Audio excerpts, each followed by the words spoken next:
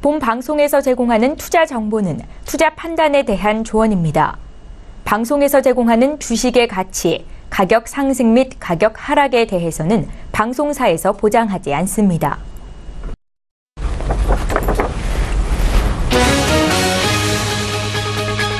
헤드라인 뉴스입니다.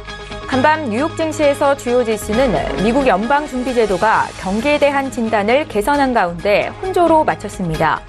뉴욕 증권거래소에서 다우존스 지수는 전장보다 0.25% 상승한 23,435.01의 거래를 마쳤고 S&P 500 지수는 0.16% 높은 2,579.36에 기술주 중심의 나스닥 지수는 0.17% 낮은 6,716.53의 장을 마감했습니다.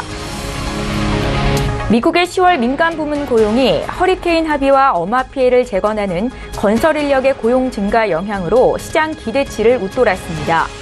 ADP 전미 고용 보고서에 따르면 10월 민간 부문 고용은 23만 5천 명 늘었습니다. 지난 9월에는 허리케인 영향으로 13만 5천 명 증가에 불과했습니다. 월스트리트저널이 집계한 시장의 전망치는 19만 명이었습니다. 지난 10월 미국 제조업 활동이 전달의 2004년 5월 이후 최고치에서 내려앉았습니다. 공급관리협회는 10월 제조업 구매 관리자 지수 PMI가 전월 60.8에서 58.7로 하락했다고 발표했습니다. 월스트리트저널 조사치는 59.0이었습니다. 지수는 50을 기준으로 확장과 위축을 가늠하며 이로써 PMI는 101주째 확장세를 이어갔습니다. 국제유가는 소폭 하락했습니다. 뉴욕 상업거래소에서 12월 인도분 서부 텍사스산 원유 WTI는 전날보다 0.2% 내린 배럴당 54달러 30센트에 거래를 마쳤습니다. WTI 하락은 5거래일 만입니다. 미국의 원유 재고 감소폭이 당초 전망치보다 낮은 것으로 드러나면서 유가가 하락 반전한 것으로 분석됐습니다.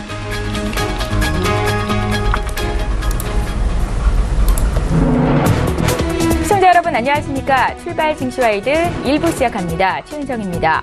간밤 미국 뉴욕 증시 3대 지수의 흐름이 좀 엇갈렸습니다. 다우존스 지수와 S&P 500 지수가 상승으로 거래를 마친 반면에 나스닥 지수는 장중에 하락 전환이 됐는데요. 시장은 오늘 미 연준의 통화정책 결과와 기업들의 실적, 여기에 경제 지표까지 주목하는 분위기였습니다. 미 연준은 FOMC 회의 이후 공개한 성명에서 만장일치로 기준금리를 현행 1에서 1.25%로 동결시켰고요. 또 FOMC 성명성 이후로 도널드 트럼프 미 대통령은 차기 연준 의장에 제롬 파월 현 연준 이사를 지명하기로 결정을 하고 파월 이사에게 통보했다는 소식이 또 전해졌습니다. 향후 12월에 있을 미 연준의 통화정책 결정까지 시장에는 또 어떤 영향이 있을지 잠시 뒤 전문가의 의견 듣겠습니다. 자, 어제 국내 증시 마감 상황도 보죠. 11월의 첫날이었죠. 코스피가 단박에 1% 이상 오르면서 2,550선을 돌파했습니다.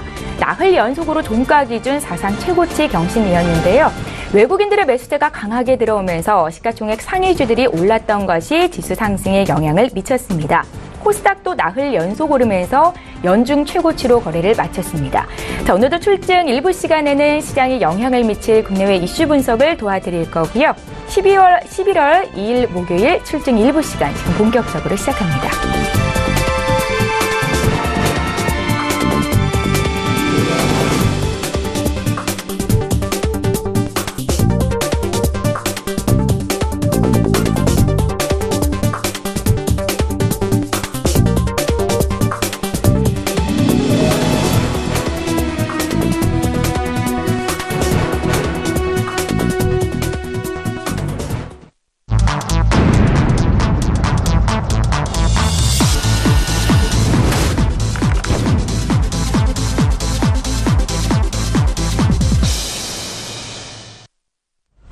시장의 중심이 되는 이슈를 꼼꼼히 짚어드리는 시간입니다. 글로벌 시시각각 시간이고요. 오늘은 헌터스 경제연구소의 김진석 소장과 함께하겠습니다. 소장님 안녕하세요. 안녕하세요. 예. 자, 첫 번째 이슈부터 보겠습니다. 간밤비 연준의 통화정책 회의가 나왔습니다. FOMC 결과가 나온 건데요. 성명서가 공개가 됐지요. 12월 금리 인상에 대한 어떤 힌트가 있었는지 먼저 어떤 이야기들이 오갔는지부터 정리 부탁드릴게요. 네, 아시는 것처럼 최근 들어서 미국의 어떤 12월 달 이번에 기준금리 인상할까 이런 거에 상당히 좀 관심이 많아 있었고요. 네. 오늘 한국 시간으로 새벽 2시죠. 이번에 그 어떻게 보면 기준금리 관련돼서 동결했다 이런 것이 기본적인 FOMC 입장인 것 같습니다. 우리가 이 시점에 상당히 고민되는 것이 뭐냐면요. 과연 왜 우리가 기준금리에 대해서 이렇게 고민을 할까 그런 고민을 좀 하고 있습니다. 아시는 것처럼 통상 경제학에서는 기준금리가 올라가면 그만큼 주가는 하락하는데 최근 들어서 미국 지수가 물론 오늘 같은 경우 혼조세를 보였지만 그동안 역사적인 급등을 보였다는 것은 이제는 기준금리가 과연 경제적인 어떻게 보면 기준금리 인상을 해도 증시에는 전혀 영향이 없다. 이것을 우리가 다시 한번 확인하는 것 같습니다. 또한 기본적으로 옐런 의장은 두 가지 팩트를 정확하게 가지고 있습니다. 예. 즉 고용이 안정이 된다면 그리고 물가가 2%가 달성한다면 언제라도 즉 애니타임 금리는 인상할 수 있다. 이런 평가를 가지고 있는데요.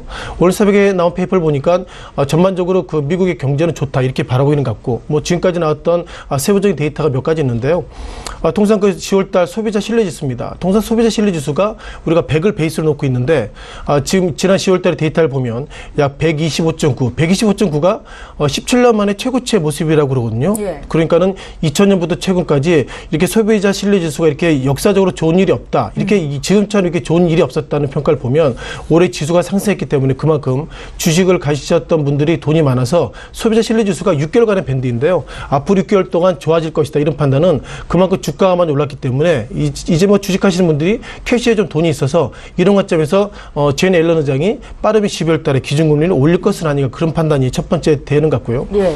자, 두 번째 비용 지수라고 그럽니다. 물론 최근 들어서는 지표가 많이 나와 있는데 지수가 오르다 보니까 웬만한 지수는 눈에 띄지 않는데요. 우리가 통상 그 비용 지수라는 개념은 두 가지를 보시면 좋겠습니다. 통상 100인데요. 고용 비용 지수가 올랐다는 것은 그 내부적으로 보면 임금이 70% 그리고 건강보험료 등이 30%이기 때문에 결국 이런 지수가 올랐다는 것은 임금이 올랐고 상대적으로 건강보험료가 올랐다. 정리해 보면 이제 기준금리 인상을 해도 전혀 시장은 영향이 없다. 그런 관점으로 일단 이 시장을 보면 좋겠습니다. 자, 그럼 오늘 새벽에 발표된 FOMC 때 어떤 내용이 있었는지 제가 오늘 그 사이트에서 잠깐 좀 다운로드 받았는데 화면을 보시면서 어떤 내용이 나왔는지 다시 한번 리뷰를 좀 드려보겠습니다. 네. 자, 곧 보실 화면인데요. 통상 그 FRB 같은 경우에는 오늘 같은 경우에는 새벽 2시에 그 나온 자료가 주된 내용이 이것입니다. 현지 시간으로 오후 2시에 일단 그 페이퍼로 나왔죠. 주된 내용은 뭐냐면 통상 FOMC라는 단어 나오죠. 그리고 FOMC에서 기본 색깔이 뭐냐면 레이버 마켓, 즉 노동 시장이 여전히 좋아지고 있다. 이게 첫 번째 강조됐던 내용이고 예. 또한 그 이코노믹 액티브, 통상 이걸 물가라는 표현을 쓰고 있는데요. 이코노믹 액티브 같은 경우에도 상당히 좋아지고 있다. 단 솔리드 레이트 이 단어가 지금 시장에 집중하고 있습니다. 견조하게 좋아지고 있다. 그러면은 12월 제가 알고 있기로는 12월 12일, 13일 양일간 열리고 있는데 이런 솔리드 레이트란 단어를 모처럼 썼기 때문에 이제 12월 달에 기준금리 인상할 수 있을 것이다. 그렇게 많은 참여자들이 일단 12월 달 일단 힘을 쏟는 것 같고요. 다만 기본적으로 시장에서는 이 허리케인 관련돼 가지고 그동안 상당히 시장에 충격이 있었습니다만 그럼에도 불구하고 허리케인 이슈가 있었음에도 불구하고 물가가 안정적이고 노동시장이 좋아졌기 때문에 이러면 기준금리를 올릴 수 있다. 이런 관점으로 시장에서 보고 있는 것 같습니다. 자, 그렇다면 얼마나 올렸는지 레이트를 봐야 되겠죠. 예. 통상 그 FFI라고 그러죠. Federal Fund Rate 이걸 우리가 통상 기준금리라고 표현을 쓰고 있는데 여기서 보시면 그 1%에서 2분의 1, 즉 1%에서 1.25%로 동결했다. 이런 관점이기 때문에 전반적으로 미국 그 옐런 의장 비롯해서 FOMC가 바라본 시각은 상당히 안정적이다. 이렇게 좀 보겠고요. 자, 그럼 이제 우리 정적인 부분을 넘어가야 될 것 같습니다. 예. 통상 뭐 금리나 이런 부분들이 정적인 부분과 상당히 맞물려 있고요. 아시는 것처럼 트럼프 대통령이 오늘 현지 시간으로 1일이죠. 그러니까 이틀 후에는 이제 아시아 순방을 하게 되는데 앨런 의장이 했던 말이 그것입니다. 즉 내가 아시아 순방 이전에 앨런 의장, 지금 화면에 앨런 의장 보고 계시지만 앨런 의장의 후임을 정하겠다. 이런 얘기가 있는데 예.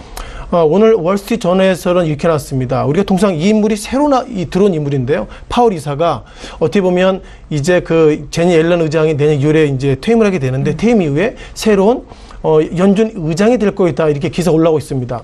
눈에 띄는 것들은 이번 주 들어서 예상보다 파월 이사 관련돼서 이번에 후보가 될 것이다 얘기가 안 나왔다 갑자기 나왔다는 거 보면 어쩌면 이런 부분들이 트럼프 대통령과 서로 얘기가 있었지 않나 생각을 가지고 있는데요. 다만 트럼프 대통령이 올 4월에도 이런 얘기했습니다. 지금 제니 앨런 의장을 바라보면서 제니 앨런 의장을 선거 과정에 상당히 싫어했는데 4월 달에는 제니 앨런 의장이 참 러블리한 사람입니다. 이런 얘기를 했고 다만 제가 볼 때 파월 이사가 어쩌면 트럼프 대통령이 이렇게 낙점 연락을 받았는데도 이것이 공식화되지 않았던 이유가 트럼프 대통령은 통상 마지막 5분까지 그 상황을 엎기 때문에 말 바꾸기. 그렇죠. 말 바꾸기 하기 때문에 이게 혹시 말 바꾸게 하면 본인이 바보 되기 때문에 일단 한번 지켜보자 그런 관점으로 일단 파월 이사가 좀 소극적으로 대응하는 것은 아닌가 평가를 가지고 있고요. 예.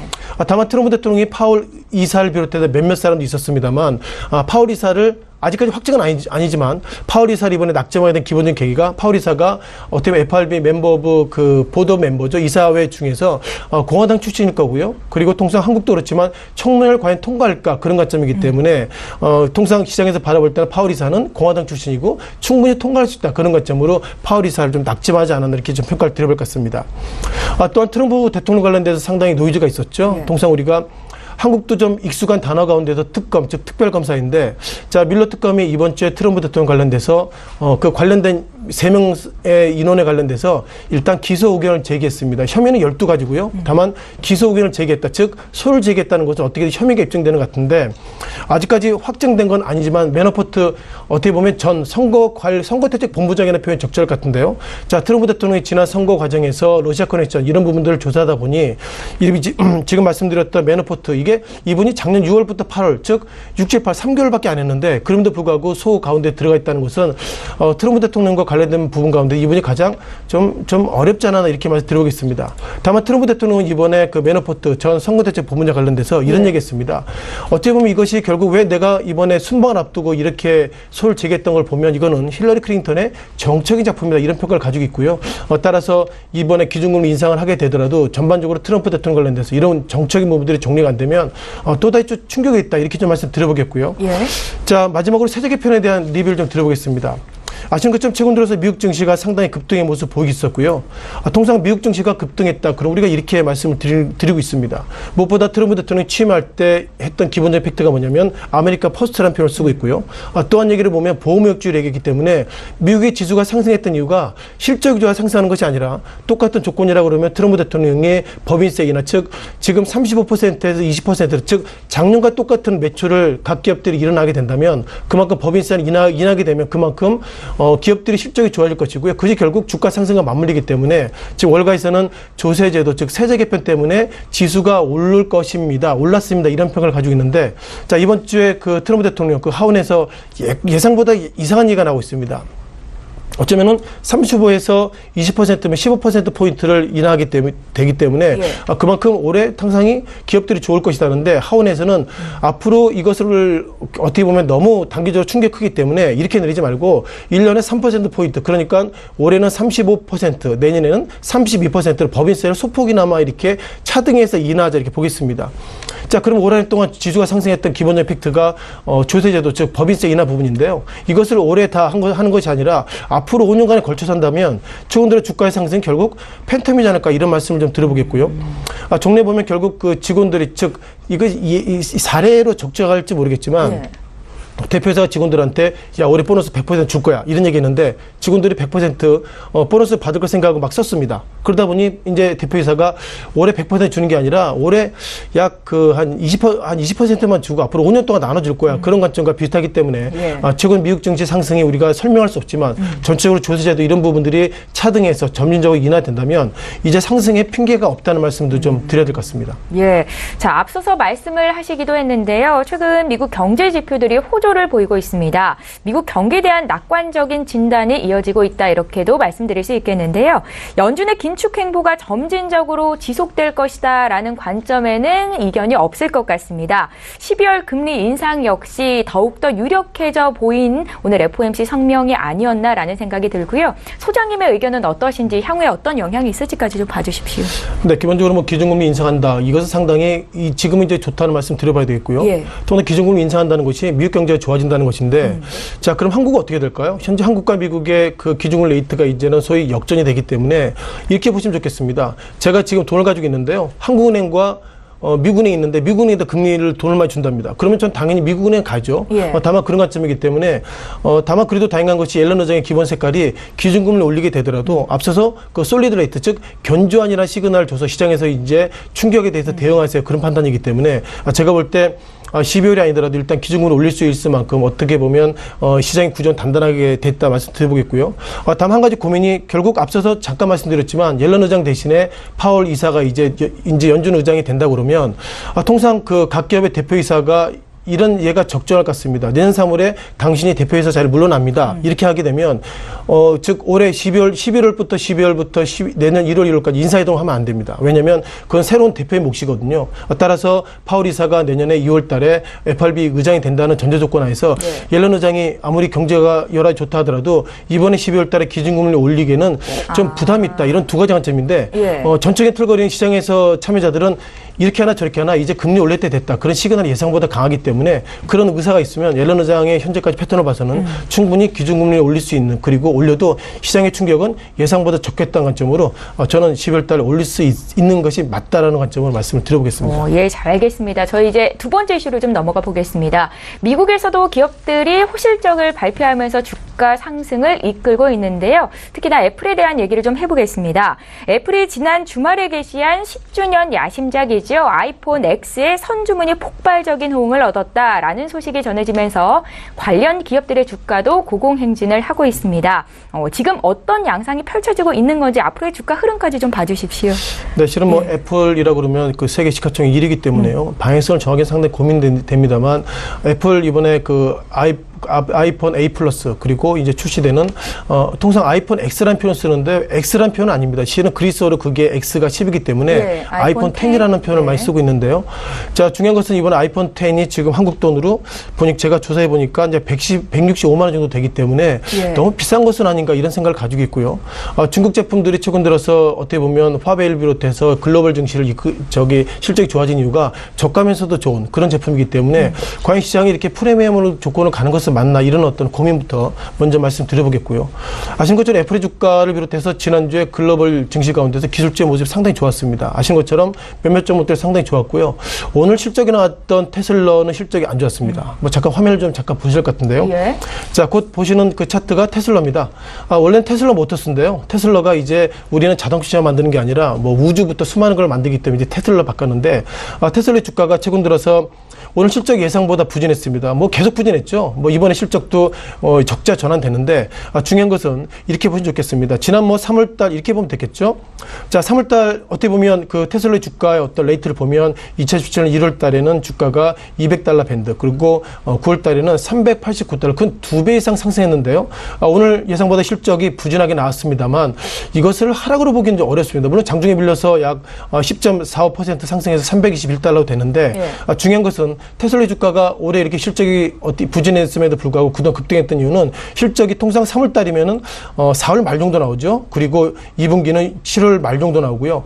또한 이번에 9월 말, 10월 말이 나왔는데 중요한 것은 이때를 저점으로 주가 상승했는데 시장에서는 테슬라를 바라볼 때 실적은 안 좋았지만 앞으로 좋을 거야, 이런 평가를 가지고 있는데요. 계속 주가가 이제 올라가면서 따라서 이제는 뭐 실적이 안 좋은 게 이게 정말이구나, 그런 고민을 가지고 있고, 테슬라가 모델 3가 기본적 팩트이기 때문에 통상 기술주 관련돼서 애플도 중요하지만 어떻게 보면 한 축인 전기차 관련 테슬라의 주가가 실적이 부진한 가운데서 이제는 실적 부진을 반영하고 있다는 것 자체 보면 지난주 기술주보다 이번 주는 이제 실적으로 넘어가 있다, 이런 말씀을 잠깐 드려보겠고요. 무엇보다도 지난주에 기술주가 그만큼 시장의 눈높이가 높았기 때문에 이번 주에 아무리 미국 기업이 실적이 높아진다 하더라도 눈높이 맞추기는 어렵다, 이런 말씀을 잠깐 드려보겠습니다. 또한 기본적으로 애플에 앞서 강조드렸던 것처럼 애플의 아이폰 10 그리고 삼성전자가 팩트가 약간 달리고 있습니다. 애플의 주가가 최근 들어서 많이 급등했던 모습을 보이겠는데요. 통상 애플 같은 경우에는 올해 상당히 급등했습니다. 애플이 급등했던 이유가 무엇일까요? 뭐 아시는 것처럼 여러 가지 부정적 이슈가 있음에도 불구하고 예상보다 악재도 있고 호재 속에서 많이 갔다는 말씀을 좀 드려보겠는데요. 중요한 것은 지난 10월달 말씀드려야 될 것 같습니다. 10월달에 어떤 일이 있었죠? 10월달에 아마 이쯤 될 것 같습니다. 10월 초 정도 되는데요. 저는 좀 확대해서 보겠습니다. 10월 초 이쯤에 어떤 일이 있었냐면 애플의 야심작이죠. 아이폰 A 플러스 관련돼서 배터리가 이렇게 통상 스포일링이라는 표현을 쓰는데 배터리가 이렇게 부풀어 나가기 때문에 액정이 이렇게 좀 이렇게 벌어지는 그런 상황이기 때문에 우리 과거에 한국의 그 갤럭시 노트 7 효과가 똑같이 났습니다. 다만 그 당시에 주가가 소폭이나 밀렸다 다시 한번 상승을 하고 있어서 과연 애플이 그나마 야심작가 이렇게 엉망이라면 이것이 결국 주가가 상승하는 것이 맞나, 이런 판단을 가지고 있는데요.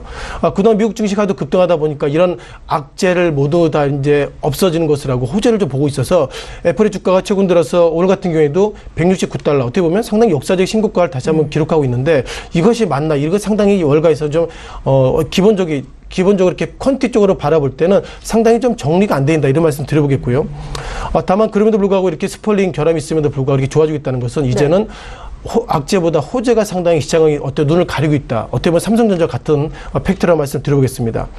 자, 그러면 이제 우리가 아이폰 8 플러스를 넘어서 이번에 아이폰 10에 대해서 말씀드려봐야 되겠는데요.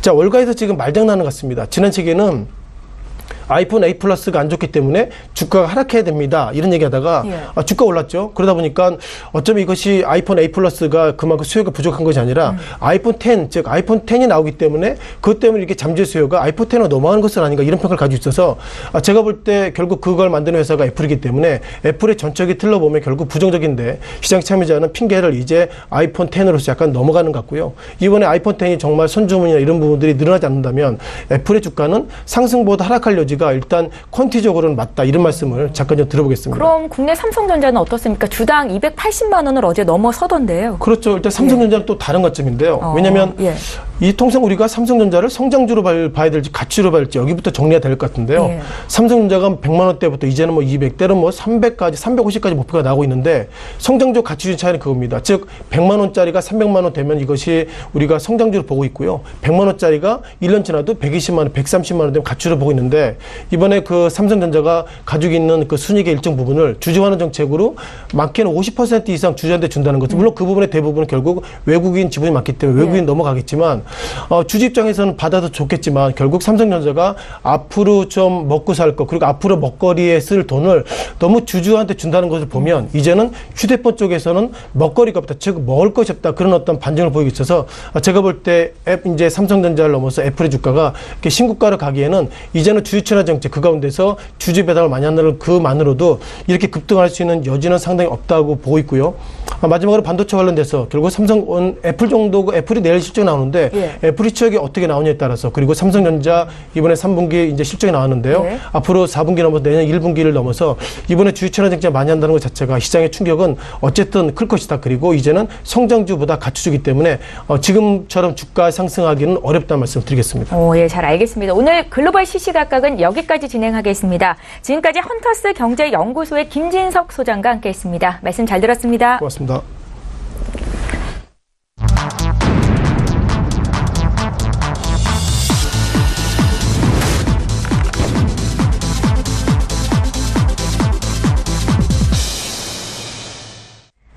예, 이번에는 국내 시장 쟁점을 보다 구체적으로 분석해 보겠습니다.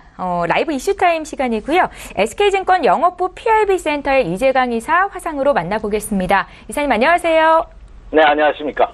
예, 반갑습니다. 자, 오늘도 첫 번째 이슈부터 보겠습니다. 코스피 지수가 2,500선을 돌파한 이후로 단숨에 2,550선까지 올라왔습니다. 지금 나흘 연속 종가 기준 사상 최고치 행진을 이어가고 있는 건데요. 이제 연내 2,600포인트 돌파에 대한 기대감이 현실로 나타나고 있는 것 같고요. 먼저 어제장 어떻게 보셨는지 이사님 의견 들어볼게요. 네.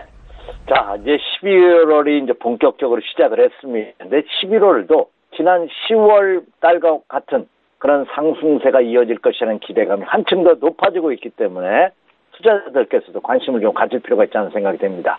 자, 전일장에서 국내 종합지수 2,500포인트를 돌파한 국내 시장이 아주 가파른 상승 탄력들을 보이면서 거침없는 상승 순항을 하고 있는 그런 모습입니다. 2,500포인트를 돌파한 이후 전일장에서는 30포인트 이상 급등하면서 2,556포인트로 장을 마감하는, 이게 2,600포인트가 아니라 이제 대망의 3,000포인트도 노려볼 수 있지 않냐 하는 그런 기대감이 확산되고 있는 그런 모습을 보여주고 있습니다. 특히 세계 경기가 호조를 보이고 있는 글로벌 경기 호조 속에 기업들이 실적이 호조를 이루고 있다는 점이 더 긍정적이고요. 뭐니 해도 외국인 투자가지 물밀듯 대한민국 주식시장을 공략하고 있다는 점이 가장 큰 특징이 아닌가 생각이 됩니다. 자, 오늘 장에서 삼성전자가 280만 원을 돌파하는, 이제 곧 300만 원 돌파도 이제 시간 문제가 로 대두되면서 삼성전자 관련 반도체 관련주들 그리고 IT 관련주들이 장을 이끄는 모습을 보였고요. 그리고 금융주와 그리고 그동안 사드 피해로 인해서 크게 조정을 받았던 자동차라든지 그리고 조선 이런 종목군들마저 폭넓게 매수세가 확산되면서 장을 끌어올리는 그런 모습을 보였습니다. 따라서 현재 너무 많이 오른 것이 아니냐 하는 일부 우려감이 대두되고 있습니다만, 그러나 추가 상승할 것이라는 점에 더 무게비중이 실리고 있는 그런 모습을 보여주고 있다. 그래서 올 4, 4분기도 3분기 못지않은 그런 기업들의 실적 호조세가 이어질 것이라고 예상이 된다면 추가 상승 가능성을 한층 높인 전일장이었다. 이렇게 말씀을 드립니다. 예, 잘 알겠습니다. 잠시 뒤에 구체적인 투자 의견 여쭤보도록 하겠고요. 두 번째 이슈로 넘어가 보겠습니다. 문재인 대통령이 어제 오전 10시 전후에서 국회 본회의장에서 시정연설을 가졌습니다. 정기국회 시정연설로서는 취임 이후 처음이었는데 핵심 키워드는 경제였던 것 같고요. 어떤 점을 포인트로 두고 지켜봤으면 좋았을지 먼저 내용부터 좀 봐주십시오.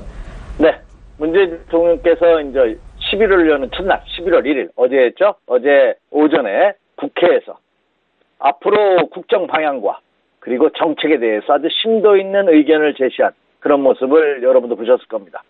자, 어제 장에서 제시한 내용들은 첫째, 내년 예산은 어떻게 이렇게 집행하겠다는 거. 두 번째는 기금 운영 계획. 그리고 세 번째는 세제 개편안을 축으로 하는 그런 국정연설이었지 않나 생각이 됩니다. 여기에다가 여전히 문재인 대통령이 가장 적극적으로 추진하고 있는 적폐청산을 다시 한번 강조한 것으로 이렇게 설명이 됩니다. 특히 정치 화두로 대두되고 있는 앞으로 문재인 정부가 정부를 이끌어갈 정치 화두로서는 아주 획기적인 어제 뉴스를 여러분도 보셨을 겁니다. 내년 지방선거 때 국민 투표를 함께하자. 그래서 뭐 대통령 연임안이라든지 그리고 또 지방 분권화라든지 이번에도 획기적으로 지방 분권화를 제시하셨죠. 그래서 내년 지방선거 때 국민투표를 같이 하자는 것이 하나의 정치 화두였고요. 두 번째는 이번 국민투표를 하면서 개헌하고 그리고 선거제도의 총체적인 이노베이션, 개혁을 통해서 개편을 통해서 새로운 국가를 완성하자. 이런 것이 정치 화두였고요. 또 하나는 경제와 사회 모든 영역에서 불공정과 특권 구조가 너무 많다. 이걸 개편하자.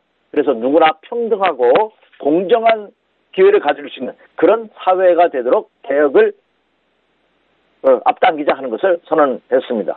그리고 또 하나 적폐청산에 가장 크게 정치권의 부조리 척결로 여겨지는 검찰과 국정원의 개혁을 언급했고요.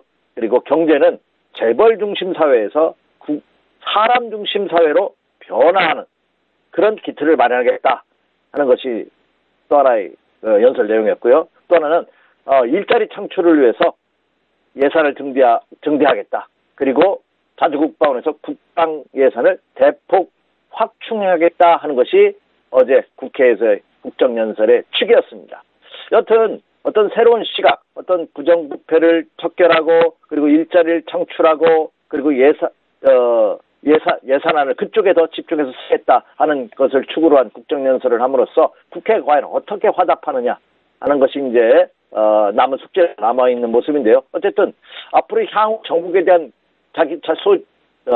국정운영 철학을 소신 있게 발언했다는 측면에서 본다면 이에 관련된 경제계라든지 정치도 움직일 가능성이 없다. 그래서 국정연설을 통해서 본 향후 유망업종이라든지 유망 종목에 대해서도 투자자분들께서 관심을 가질 필요가 있지 않을까. 그래서 어제 대통령의 국정연설은 향후 정책 방향을 제시했다는 점, 그리고 확고하게 그 의지를 천명했다는 점에서 본다면 시장에 미치는 영향은 그렇죠. 작을 수는 없지 않나 이렇게 예상이 됩니다. 예, 문 대통령의 시정연설 이후로 또 이렇게 향후의 유망 종목이 달라질 수도 있겠다라는 말씀을 주셨는데요. 구체적인 투자 전략 좀 여쭤볼게요. 네. 자, 오늘 새벽까지 뉴욕 증시 여전히 다우존스 공업지수는 상승했고 나스닥은 소폭 하락하는 모습을 보였습니다. 미국 시장에서 가장 큰 핵심 이슈가 FOMC였죠. FOMC가 열렸는데 미국의 경제 활동이 탄탄한 속도로 확장을 하고 있다 하는 것이 축입니다. 그래서 뉴욕 증시 크게 상승했다가 이 발표가 나온 이후 상승폭이 좀 둔화되는 다우존스 공업지수가 한때 23,517포인트로 급등했다가 결국은 23,435포인트로 57포인트 상승하는 데 그치면서 상승폭이 좀 둔화되는 모습을 보였는데 그 가장 큰 이유는 12월 달에 금리 인상 가능성이 더욱더 확고해졌다 하는 아이러니입니다. 그죠? 경기가 너무 좋다 보니까 금리 인상이 더 빨라질 수 있다 하는 소식 속에 또 시장은 조금 조정을 받는 그런 모습을 보였는데요. 그러나 이번에 제가 앞서 지난 화요일 이 시간을 통해서 언급해드렸다시피 금리가 인상한다고 해서 주식시장의 악재로 작용하지는 않습니다. 실물시장에서는. 왜냐하면 금리를 상승할 만큼 경기가 호조되고 있다는 점은 시장에서도 긍정적으로 받아들이기에 충분한 그런 모습이지 않을까 생각이 됩니다. 그렇다고 본다면 오히려 이 뉴욕 증시 사상 최고치 계속해서 이뤄지는 상승세가 국내 시장에 악재로 작용할 가능성은 굉장히 크다. 그래서 해외에서 불어오는 이 바람은 여전히 순풍의 모습을 보여주고 있기 때문에 국내 증시에도 투자 심리 호전에 기여할 가능성이 높다. 이렇게 말씀드립니다. 그리고 시장은 단기적으로는 매매 심리, 투자 심리의 수급에 의해서 움직이지만 중장기적으로는 실적에 의해서 움직인다고 말씀을 드렸습니다. 국가적으로 본다면 경기죠. 경기가 향후 어떻게 될 것이냐.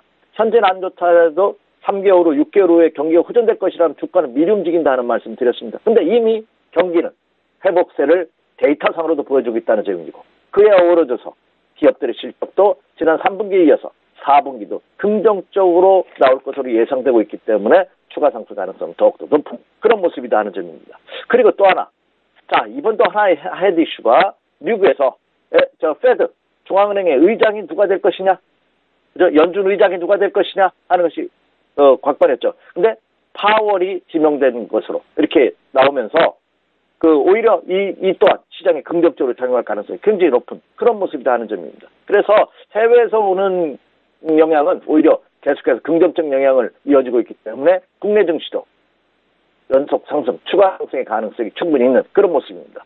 다만 국내 증시로 본다면 지난 10월 마지막 밤, 10월 31일 그렇죠? 그리고 어제 이틀 연속 크게 상승하는 종합지수로 보면 지난 10월 30일 2,501포인트에서 어제 2,550포인트까지 무려 단숨에 50포인트 이상 종합지수가 급등했기 때문에 오늘 상승 시에는 흔들림의 모습이 예상됩니다.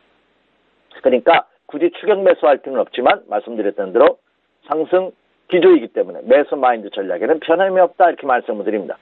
그래서 이미 앞서서도 여러 차례 강조해드렸어요. 지금은 섣부른 교체 매매, 이제 주도주를 너무 많이 올랐으니까 팔고 좀 덜 오르는 종목을 산다든지 아니면 반대로 나는 오르지 않았기 때문에 이 오르지 않은 종목을 팔고서 주도주로 갈아탄다든지 이렇게 하는 전략은 지금은 의미가 없다고 생각합니다. 왜냐?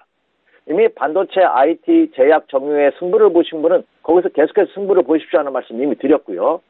그리고 신규를 진입한다든지 현금 비중이 높으신 분이라면 새롭게 턴어라운드 하는 종목도 가능하다는 말씀을 이미 드렸습니다. 그렇기 때문에 이제는 시장에 폭넓게 상승세가 확산될 것으로 예상이 되고 있다는 점이죠. 그동안 아킬레스건이었던 사드 피해주들, 중국의 사드 보복으로 인해서 피해를 봤던 이 사드 피해주들도 최근 들어서는 10%에서 15% 이상 급등한 그런 모습을 보면서 완전한 바닥 탈출 신호를 보이고 있다는 점입니다. 자, 우리가 흔히 하는 속담에 메뚜기도 한철이라는 말이 있습니다. 주식 투자도 1년이면은 1년 12달 모두 상승하는 것이 아닙니다. 1년으로 본다면 3개월은 상승하고 3개월은 하락하고 4개월은 횡보하는 것이 통상적인 얘기입니다. 그래서 1년으로 본다면 다소 의아하게 여기실 수 있습니다. 10년 주기로 본다면요. 3년은 상승하고 3년을 하락하고 4년을 횡보하는 것이 보통 주식시장에서 나타나는 334 전법입니다. 그렇다고 본다면 지금 이 기조가 상승 기조라는 점을 여러분 꼭 명심하시기 바랍니다. 이때는 좀 더 적극적인 매매 전략이 요구되고 있다 이렇게 생각이 되고요. 또 하나 주식 투자를 하면서 너무나 안전 운행을 외치시는 분이 있습니다. 나는 안전하게 주식 투자합니다. 그것도 좋습니다만 만약에 안정성을 따진다면 은행에 적금이나 예금을 드는 것이 더 안전하겠죠. 주식 투자를 하는 이유는 은행 금리보다 은행에 넣는 수익률보다 좀 더 높은 수익률을 얻고자 하는 것이 하는 의도에서 주식 투자를 하는 것일 겁니다. 그렇다고 본다면 주식 투자도 안정적인 모습을 너무 추구하기보다는 상승 기조에서는 좀 더 과감한 배팅도 가능할 것으로 이렇게 예상이 됩니다. 자, 그렇다면 이 상승 기장에서 무엇을 매수할 것이냐 여러분 최고 궁금하실 겁니다. 자, 다시 한번 점검하죠. 자, 이 장의 주도는 누가 봐도 반도체가 끌고 있습니다. 어제 280만 원을 돌파하면서 300만 원도 눈앞에 다가오고 있는 삼성전자, SK 하이닉스가 이끌면서 장을 이끌고 있죠. 역시 여러분 갖고 계신 계속해서 홀딩입니다. 반도체 관련주가 이끄는 IT 전반적인 마찬가지죠. 그리고 제약과 바이오, 정유 같은 기존 주주들 계속해서 보유하시는 전략이 가능하다 이렇게 말씀드립니다. 단 제가 지난주에도 이런 질문을 받았는데 어제도 또 받았습니다. 삼성전자 지금도 사야 됩니까? 이런 질문입니다. 대답하기 너무 어렵습니다. 곤란하고. 그러나 yes or no 양자택일 하나. 저는 여전히 매수해야 된다고 생각합니다. 예, 이러면 이제 질문에 답이 됐겠죠? 예. 지금 그래서 이들 종목군들 다만 이들 종목을 신규로 들어가기 위해서는 배팅의 양을 좀 조정할 필요가 있다 이렇게 하는 거죠. 주력 배팅하기는 부담스러운 것이 사실입니다. 자, 그 점을 염두에 두시기 바라고요. 그리고 신규로. 자, 지금 바닥을 켜서 이제 턴어라운드 하고 있는 조선주들 아직 실적이 데이터가 나오지는 않고 있습니다. 하지만 지난 분기보다는 지난해보다는 올 4분기가 그리고 올해보다는 내년이 좋아질 것이라는 것이 경기 전망이라고 본다면 조선주들 무난하다 이렇게 생각이 되고요. 뭐 자동차도 마찬가지죠. 자동차 같은 관련주에는 완성차 업체들, 자동차 부품업체들 모두 다 가능합니다. 바닥에서 보면 거의 10% 이상 상승 모습 이미 보여주고 있고 바닥 탈출 신호를 보였다는 점이죠. 저는 자동차, 완성차 업체들, 부품업체들 역시 무난하다고 생각합니다. 자, 그리고 유통입니다. 이 유통 중에서 호텔신라 같은 경우에는 뭐 이거는 사드 피해주냐 하는 생각이 들 정도로 최근 한 달간 상승률이 그렇죠?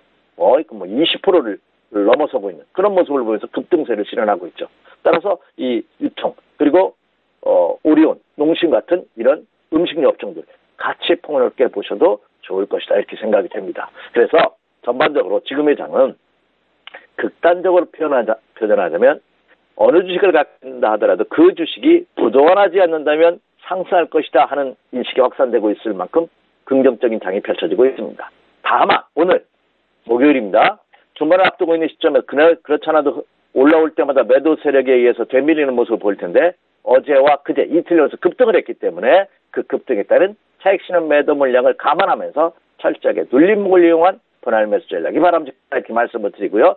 그리고 다시 한번 강조드립니다만 지금 장은 섣불리 조금 수익이 났다 하여 이익 실현을 하려고 하지 마시고요. 끝까지 가지고 와서 이익을 극대화시키는 이런 전략이 요구되고 있는 장이다 이렇게 말씀을 드립니다. 그래서 오늘 목요일장입니다만 두려워하지 마시고 그렇죠? 여러분이 원하는 주식 저점에서 분할 매수하는 그런 전략을 세워보십시오 이렇게 말씀을 드립니다. 예, 경제 이슈 분석을 통해서 구체적인 투자 전략까지 얻어봤습니다. SK증권 영업부 PIB 센터의 이재강 이사님 의견 들었습니다. 잘 들었습니다. 네, 감사합니다.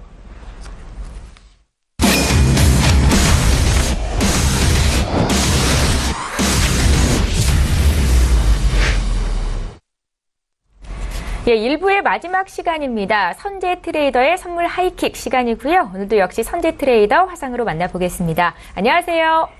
네, 안녕하십니까. 선재 김우수입니다. 예, 반갑습니다. 자, 그럼 오늘도 국내 선물 시장 흐름부터 좀 짚어볼까요? 어제 흐름 어떻게 보셨는지 구체적인 투자 전략까지 여쭤보겠습니다. 네, 어제 시가가 시작되면서부터 약간 반등 이후에 밀리기 시작해서 335.90 자리는 지지가 된다. 이렇게 관점을 갖고요. 대신 매수를 저희가 잡지 못했습니다. 그래서 중간에서 눌림을 봤었는데 생각보다 외인들이 초반에 차익 매물을 한 1,500억 정도 낸 이후에 그다음에 점심시간을 보내서 추가적으로 봤으나 전반적으로 종가가 고가로 형성되면서 어제 추가적으로 마지막 종가 고가의 형성 자리를 만들었죠. 야장에서 341.20대까지 건드리면서 오늘 시가는 339점 중반 지수 부근에서 시작이 되면 아마 340.50 제약을 두고 혼조세 양상을 띌 거다 이렇게 보고 있습니다. 자, 우리가 최저가에서 종합지수 지지력에 매수 배팅을 들어갔기 때문에 매수를 갖고 계신 분들은 추세 지지력을 확인하는 모습들 필요할 듯 보이고요. 그 다음에 중간에서 매도를 갖고 있거나 아니면 무포자분들은 340.50, 342.50까지 죄송합니다. 거기까지 반등 여력을 둔 상태에서 추세가 지지되는지를 확인하는 게 굉장히 중요해 보입니다. 오늘 아마 추세 지지력 자리는 339.50대가 될 거고요. 아마 시초가는 339.50부터 340.50 사이에서 시작이 돼서 혼조세 양상을 띌 거다 이렇게 보고 있습니다. 그래서 매도는 339.50이 무너져야지 걔네들이 횡보 내지는 차익 매물이 좀 더 나올 거라고 보고요. 그렇지 않은 무포자분들은 오히려 추가적인 상승이 있는 다음에 차익 매물 시도를 보시는 게 낫고요.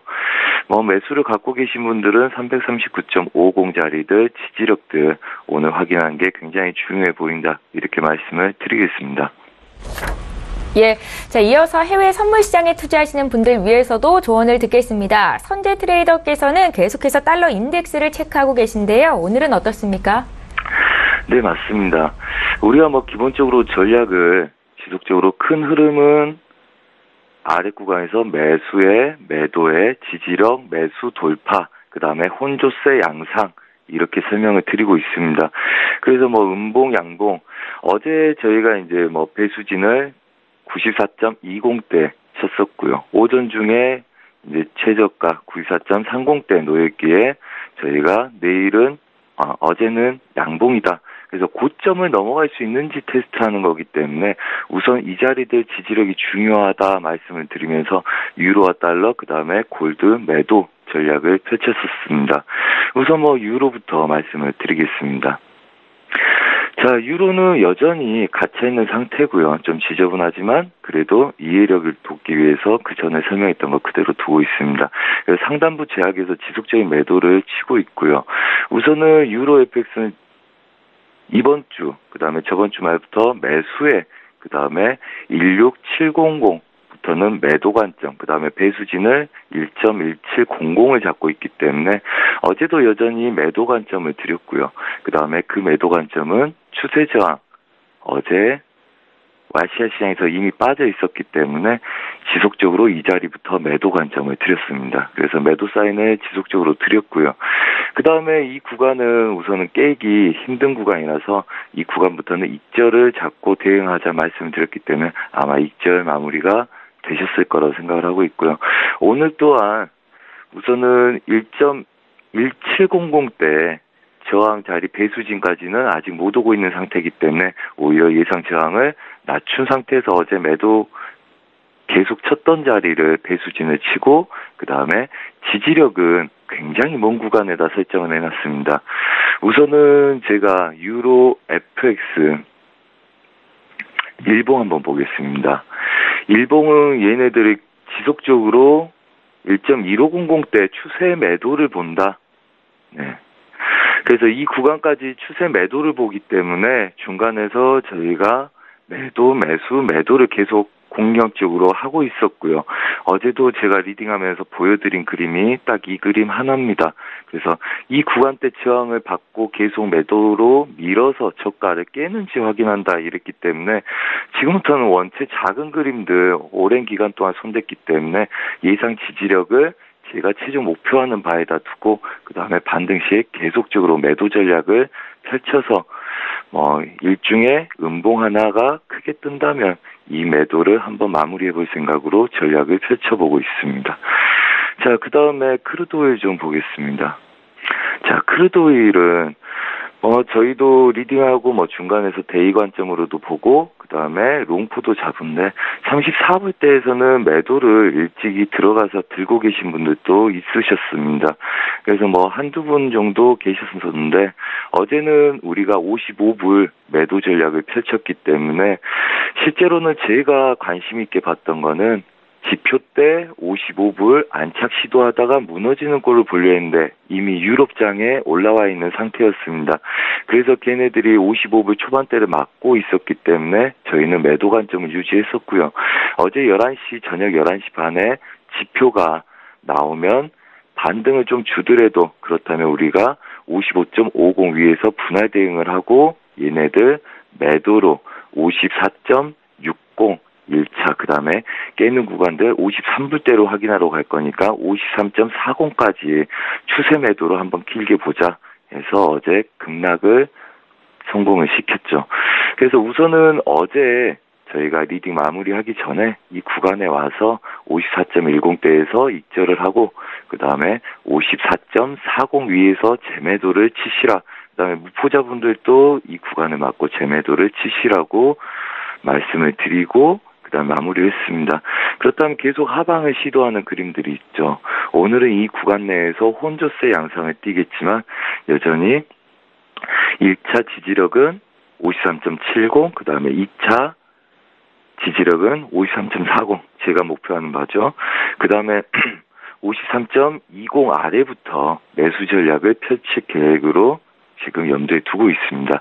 그래서 오늘은 54점 중반 자리가 오면 지속적으로 매도 전략을 반등 시 매도 전략을 펼치는 게 중요해 보이고요.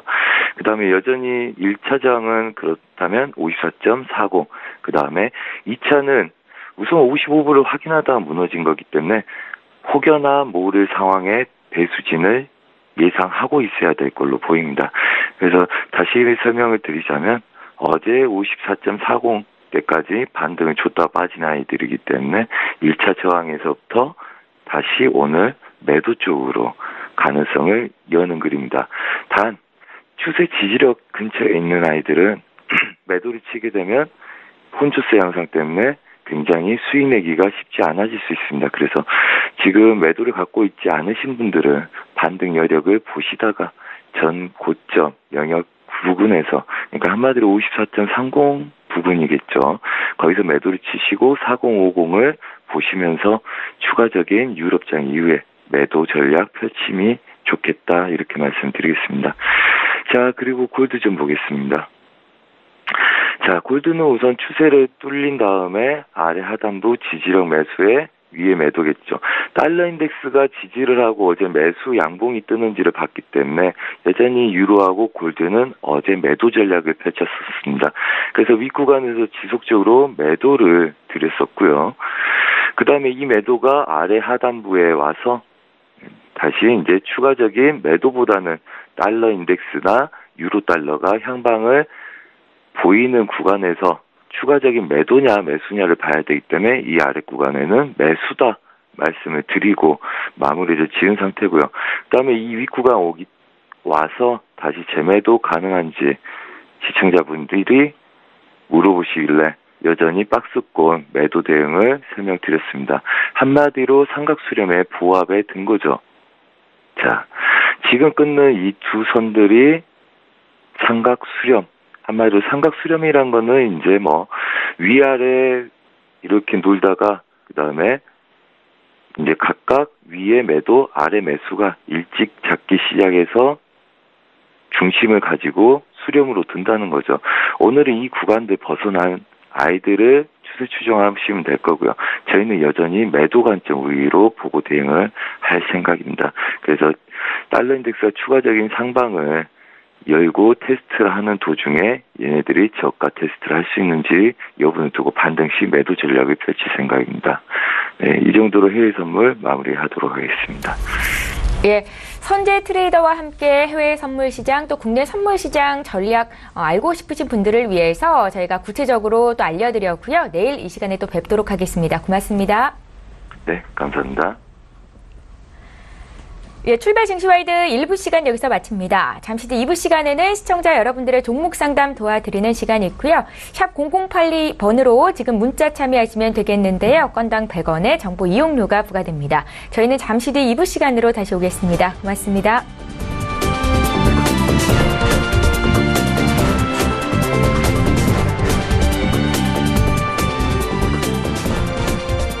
본 방송에서 제공하는 투자 정보는 투자 판단에 대한 조언입니다. 방송에서 제공하는 주식의 가치, 가격 상승 및 가격 하락에 대해서는 방송사에서 보장하지 않습니다.